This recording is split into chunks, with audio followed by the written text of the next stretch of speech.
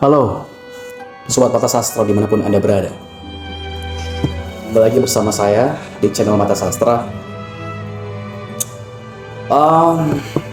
Hari ini kita tidak akan membahas mengenai masalah pendidikan, masalah politik, masalah ekonomi, atau bahkan masalah pagar laut dan nunggaknya PIP di sekolah-sekolah. Namun, pada kesempatan kali ini, kita akan mencoba untuk merenungi dan masuk ke dalam sebuah karya sastra dan masuk ke dalam kajian buku sastra tentunya. Nah, pernahkah kawan-kawan bertanya, mengapa seorang anak lelaki diberikan jam bermain lebih banyak ketimbang anak perempuan? Hingga terkadang anak laki-laki suka lupa waktu. Pernah kita bertanya, mengapa anak lelaki jarang sekali atau dibatasi mereka untuk membantu ibunya di dapur atau berurusan dengan alat-alat dapur, memasak, membuat bumbu dan sebagainya macamnya? Atau bahkan kita pernah mendengar dan menyaksikan, atau barangkali Sobat Mata Sastra merasakannya sendiri di masa kecil, ketika seorang lelaki janganlah terlalu asik main di kamar, yang disuruh oleh orang tuanya untuk berbaur dan melebur ke dalam masyarakat. Nah, tentunya hal-hal seperti ini pernah kita jumpai dan sangat masif tentunya terjadi dalam kalangan masyarakat. Dan tentunya perspektif-perspektif semacam itu timbul dalam suatu stereotip zaman kolot. Bapak kita, kakek buyut kita yang zaman dahulu juga sering mengkonsepsikan seperti ini. Dan yang menariknya adalah hal semacam ini persis diutarakan oleh Kunto Wijoyo dalam karyanya Dilarang Mencintai Bunga-Bunga. Nah, persisnya adalah di sana diceritakan ada tokoh aku yang sama memiliki suatu batasan-batasan dalam berekspresi, berkegiatan, berkesukaan, dan sebagainya macamnya. Nah, di sini kan kita bahas mengapa ketidakbolehan itu bisa mengakar sebegitu dalamnya dalam masyarakat kita, dalam budaya timur di Indonesia ini. Dan ini menarik kita bahas. Dalam kisahnya diceritakan bahwa ada seorang anak kecil. Ia memiliki satu penasaran yang tinggi, dan dia dilahirkan di suatu keluarga yang sederhana oleh ayah ibunya. Diceritakan ayahnya ini merupakan suatu tokoh yang digambarkan memiliki badan yang kukuh dan semangat dalam bekerja, ulet dan bekerja keras. Itu. Sedangkan ibunya ini merupakan sosok ibu rumah tangga yang sehari-hari mengurusi rumah tangga di rumah. Dan digambarkan juga sosok ibu ini adalah sosok yang pengertian, penyayang terhadap anaknya ini. Nah, suatu hari tokoh aku ini dan keluarganya itu dipindahkan ke kota dikarenakan ada tuntutan dari perusahaan milik ayahnya itu untuk ditugaskan di kota. Dan di kota itu ia berumah dan di sampingnya berseberangan dan bertetangga dengan seorang tokoh ataupun kakek tua. Diceritakan bahwasanya tokoh aku ini memiliki penasaran yang tinggi terhadap rumah tersebut yang kata tetangga adalah rumah dari kakek tua yang sering dianggap berbahaya. Namun bukannya takut, tokoh aku ini justru makin penasaran terhadap rumah itu, sehingga ia mencoba untuk masuk dan mencari tahu apa sebenarnya dan siapa yang ada dalam sana. Nah, ketika hendak bermain,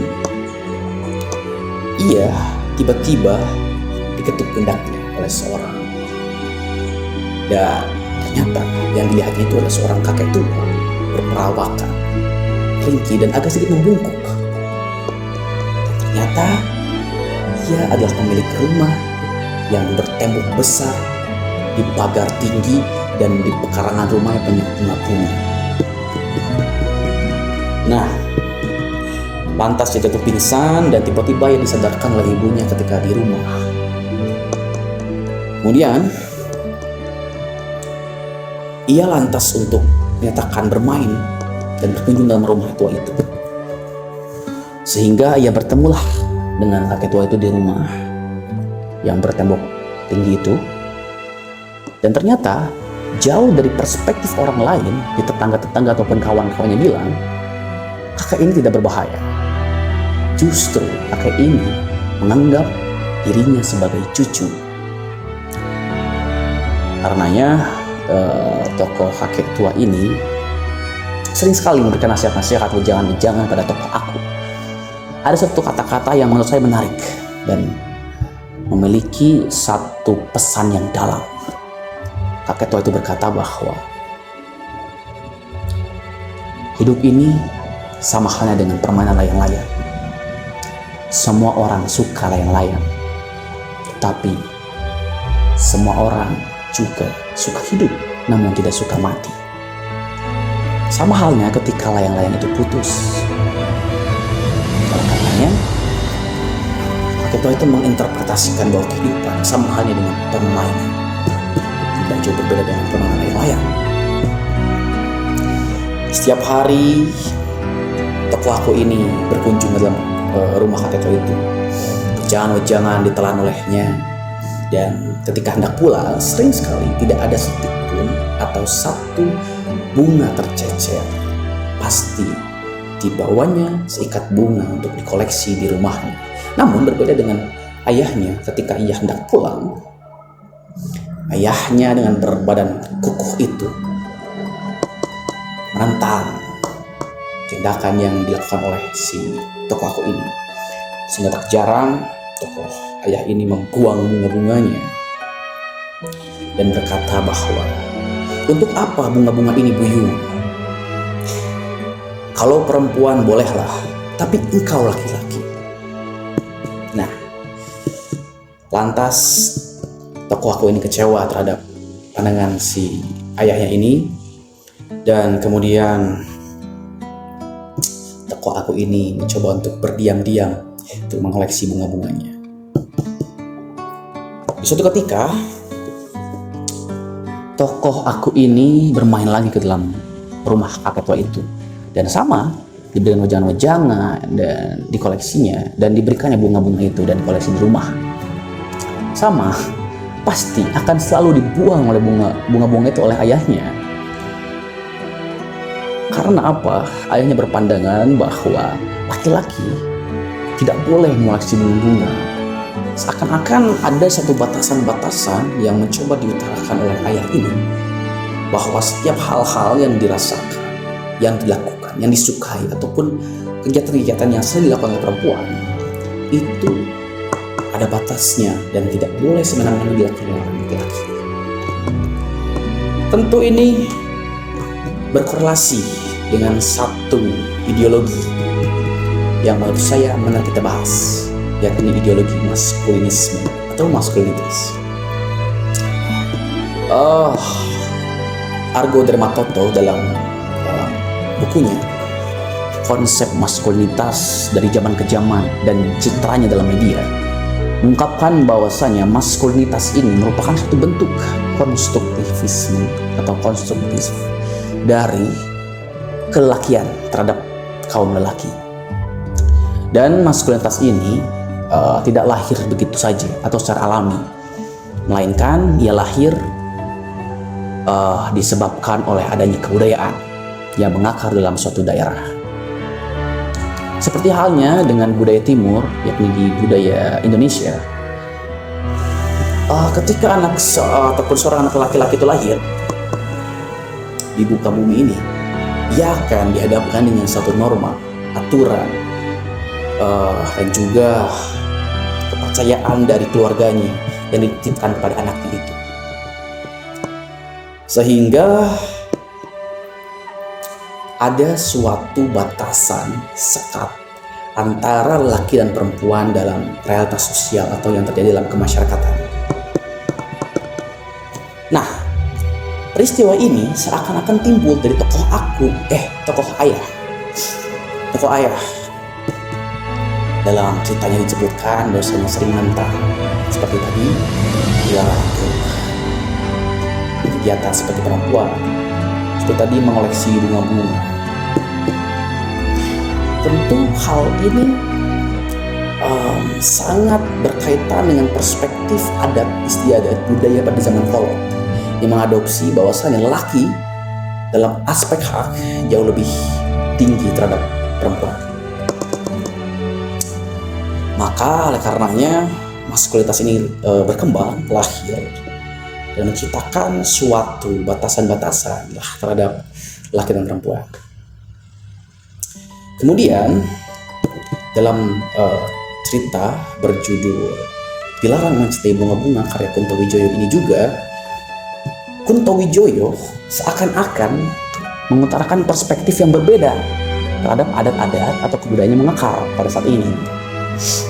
Mengapa? Karena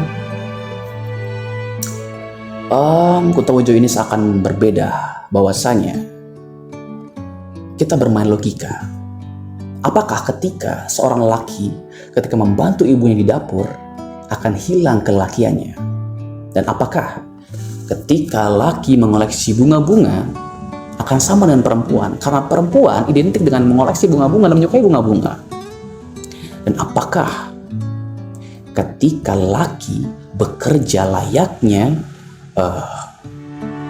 ayahnya itu yang divisualisasikan dalam cerita itu, bahwa ayahnya ini bekerja di bengkel dan setiap hari ketika hendak pulang ke rumah berlumuran gemuk atau pelumas yang notabene-nya kerja di bengkel, kerja yang kasar. Dan apakah laki harus sama seperti bekerja yang kasar-kasar? Nah, Kunto Wijoyo ini seakan memberikan suatu perenungan bagi kita semua tentang hak-hak yang tidak seharusnya ditetapkan dan mengakar begitu saja. Melainkan memang ketika seorang anak lelaki membantu ibunya di dapur bukanlah suatu hal yang bersifat keperempuanan. Justru, bukankah ketika anak lelaki itu membantu ibunya di dapur merupakan bentuk wujud baktinya terhadap ibunya? Dan ketika bunga diciptakan dan dimekarkan ke dalam dunia ini, apakah hanya untuk dinikmati dan dirasakan dan dipandang oleh seorang anak perempuan? Tentu anak lelaki juga berhak memandangnya atau bahkan merasakannya. Dan apakah kerja lelaki harus terus melulu tentang kasar-kasar dan keras-keras? Tentu tidak. Kunto Wijoyo mengutarakan bahwasanya kerja tidak harus melulu keras-keras. Begitu teman-teman. Dalam cerita pendek ini juga Kunto Wijoyo berjudul Dilarang Mencintai Bunga-Bunga juga mengangkat realitas mengenai merdeka, hakikat merdeka. Selain tadi hakikat laki juga ada hakikat merdeka. Berseberangnya ideologi ataupun perspektif dari ayah dan kakek tua dalam memaknai kehidupan itu sama halnya dengan kehidupan yang seringkali kita hadapkan, terutama pada kita yang sekarang sudah masuk dalam usia-usia menengah gitu. Bahwasanya hendaknya ketika kita muda memang kurang lebihnya harus bersikap dan memiliki sifat seperti ayah yang diungkapkan pada cerita itu, yang mana bekerja keras, ulet, tekun dalam bekerja. Namun sifat yang tegas dan diktator yang divisualisasikan ayah itu juga tidak pernah atau tidak selalu kita indahkan. Dan ada baiknya kita juga bisa mengadopsi dari perilaku kakek tua yang sederhana dalam memaknai hidup dan menjauh dari kekisruhan duniawi. Namun apabila kita korelasikan, tentu usia kakek tua ini tidak bisa disamaratakan dengan usia dari ayah dari tokoh aku. Yang notabene-nya ketika di usia senja tidak mungkin akan bekerja di bengkel, mengurusi alat-alat berat seperti lelaki pada umumnya. Tentu ini terkait perihal situasi dan kondisi. Ayah dari tokoh aku ini menemukan kemerdekaan jiwa ataupun ketenangan jiwa melalui pekerjaannya. Karena toh seorang lelaki ketika hendak dewasa dan akan beranak istri, tentu tidak akan cukup tentang cinta saja. Pastinya kita juga perlu adanya kebutuhan-kebutuhan yang perlu dicukupi.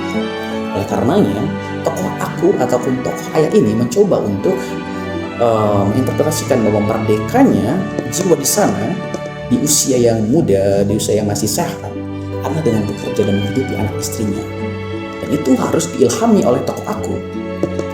Namun, dalam konsep yang sederhana pula, kakek tua mencoba untuk memberikan makna bahwasanya hidup tidaklah serumit itu. Hidup bisa dimaknai dengan cara sederhana dan tidak selalu berbau aspek kelakian dan kasar-kasar. Nah, menariknya tidak sampai di situ juga. Cerita Dilarang Mencintai Bunga-Bunga ini juga membawa kita pada perspektif ataupun ideologi patriarki. Nah, seperti apa yang kawan-kawan tahu, patriarki adalah suatu sifat ataupun suatu aturan sosial sistem yang menitik beratkan kedudukan laki-laki jauh lebih tinggi ketimbang perempuan. Dan ini sama persisnya diutarakan dalam cerpen ini dalam tokoh ayah yang memang ditambah lagi dengan tokoh ibu yang diutarakan di sana adalah tokoh yang menurut terhadap suami itu barangkali hendak bertanya. Bahkan tokoh ibu ini pernah dalam suatu dialog, "Turutilah ayahmu nak." Jelas sekali bahwasanya larangan-larangan yang diberikan tokoh ayah kepada tokoh aku ini dituruti saja oleh tokoh ibu, sehingga tidak ada kebebasan berpendapat, bertanya dan sebagainya macamnya. Ditambah dengan tokoh ayah yang seringkali mengkorelasikan dengan berkehidupan, berkegiatan. Seperti apa yang dilakukan laki, bekerja di bengkel, dan tidak boleh mengoleksi bunga-bunga. Nah, tokoh ayah mencoba dalam cerita ini mengonsepkan laki-laki tidak boleh disamakan dengan perempuan. Tetapi Kuntowijoyo seakan-akan memberikan perspektif yang mana bolehlah laki-laki dan perempuan berbeda, namun hanya dalam sebatas seksual saja, jenis kelamin. Tapi dari segi kepunyaan dan dari segi hak, tentu ada beberapa yang memang tidak hanya perempuan saja yang bisa dimiliki gitu. Tentu cerita ini seakan-akan menjadi sifat perenungan bagi kita semua dalam memaknai kehidupan, bahwa tidak boleh memaknai kehidupan sesempit itu dengan membedakan hak antara perempuan dan laki-laki, dengan mengkonsepkan suatu budaya menjadi suatu kebiasaan yang mengakar dalam keluarga ataupun bermasyarakat, atau bahkan ideologi yang dicerminkan oleh tokoh ayah yakni patriarki yang sering menentang, yang sering bertindak dan harus dituruti itu.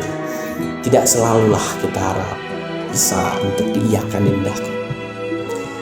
Nah, barangkali pembahasan terkait cerita ini bisa menjadi renungan bagi kita semua dan semoga bisa bermanfaat bagi sobat Peta Sastra. Dan tentu yang perlu kita ketahui bersama bahwa sastra itu tidak akan pernah padam. Sastra selalu akan mengalir ke dalam tubuh dan denyut-denyut hati kita. Dan dalam kehidupan atau dalam realitas sosial, sastra selalu tampil. Dan ketika apa-apa yang telah ditentang ataupun dibungkam, maka sastra harus tampil menuju paling depan, seperti apa yang diungkapkan oleh Seno Gumil Ajidharma, bahwasanya ketika jurnalisme dibungkam, maka sastra harus melawan. Terima kasih. Sekian. Wassalamualaikum warahmatullahi wabarakatuh.